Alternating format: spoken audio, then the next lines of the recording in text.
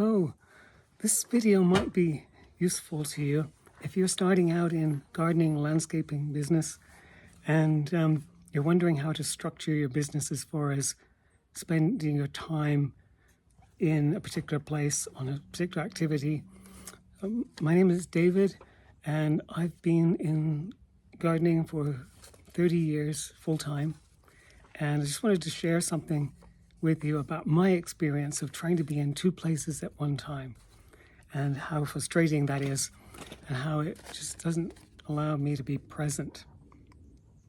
So I'm also going to share with you the obvious connection between milking cows in Devon and mowing lawns in California.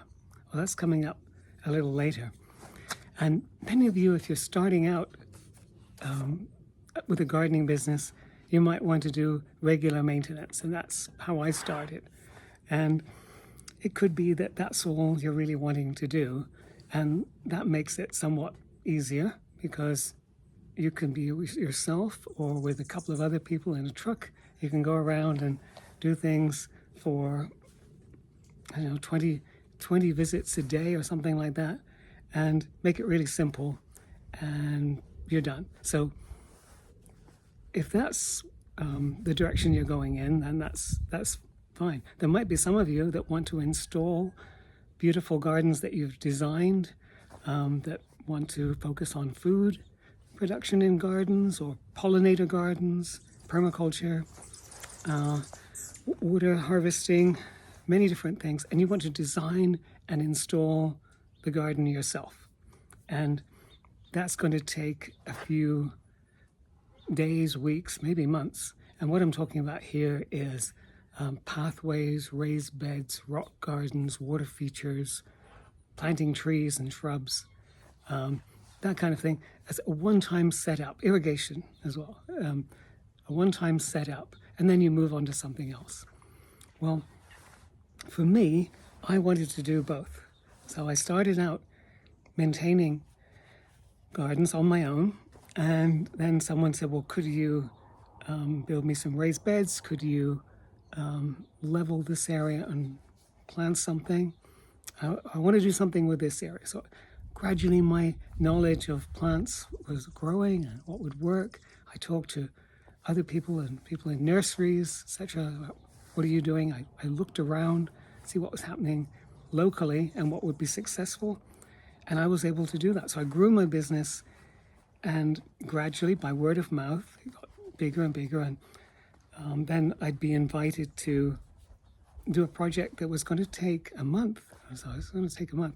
But I still had regular clients that I was maintaining their property. And if they had a lawn or vegetable beds, I needed to be there at least every week to maintain that. And then I had employees at one time.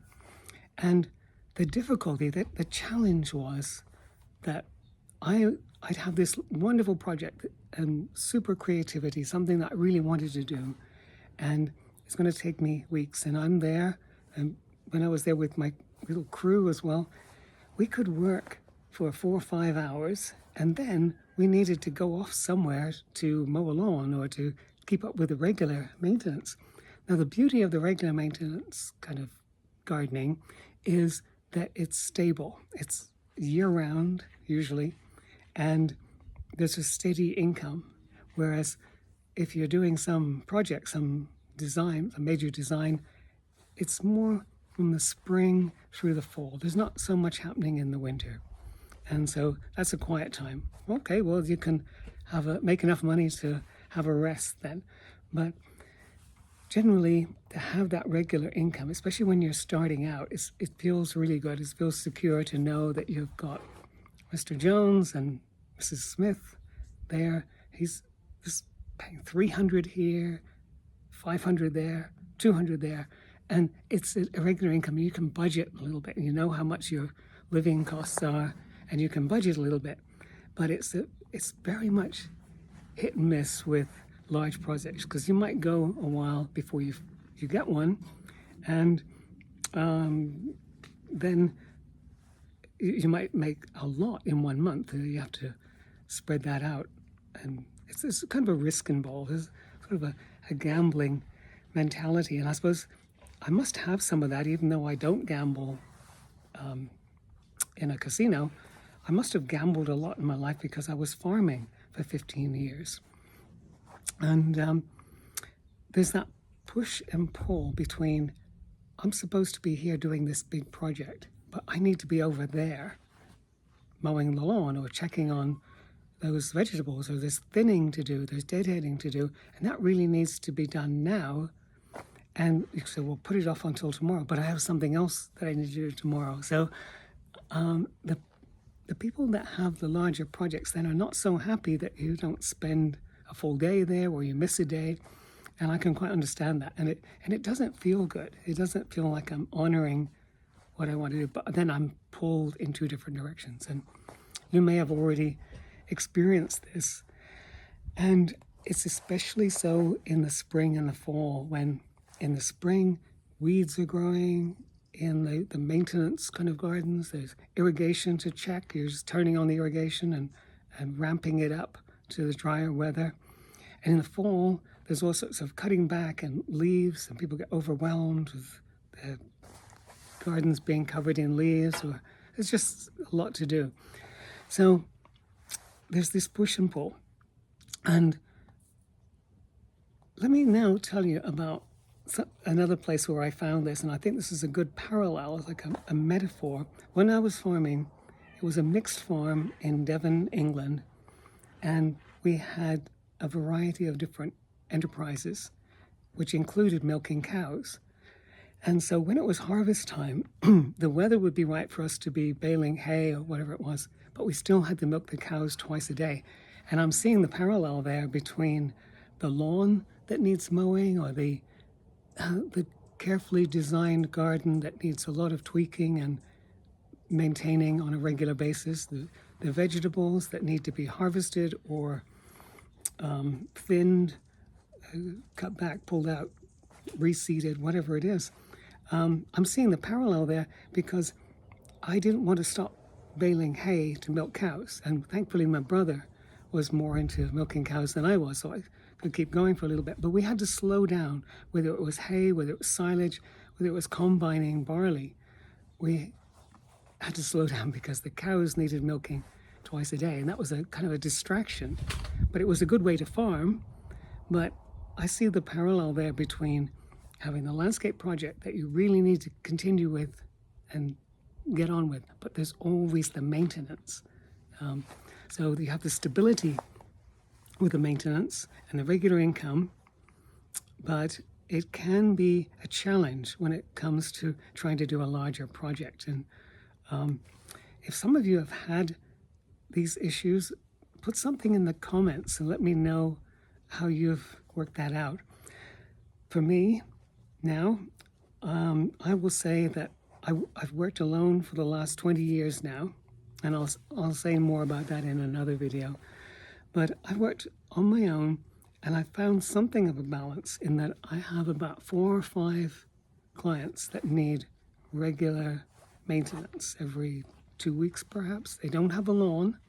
I haven't mowed a lawn for several years. Not that I have anything against mowing lawns, but I haven't done that. I've had other kind of gardens have come to me, and I've gone in that direction. And so I have these 4 or 5 that if I missed a couple of days, it wouldn't really make any difference. But I also have, as far as the regular income, I have seasonal pruning and garden tune-ups. I'm like the conservator for a number of gardens, whereby I hold the design, the original design, and I come in because I know at this time of the year the apple tree needs thinning or something like that. So we'll give it a summer pruning. There's certain things that need cutting back at a certain time, and I get called in, and often it's in the winter as well, so it's very useful because it's a winter tune-up for the garden. So I've found this balance between not being absolutely tied to the cow's tail, as they say, by having to mow the lawn, but I still have some regular clients that bring me a regular income. And I think that's important, especially when you're starting out, because it's like a safety net to know that, well, at least every month I'll have X dollars coming in with these clients. So then I can branch out and do a bigger project, maybe earn a little bit more money. It's not always the case, but it could be more creative and you could use your design skills. But the thing is, being present, whatever you do, I think being present with whatever you're doing, bringing your presence, your energy to the garden. And I have a thing about not wanting to be in a garden if I don't want to be there.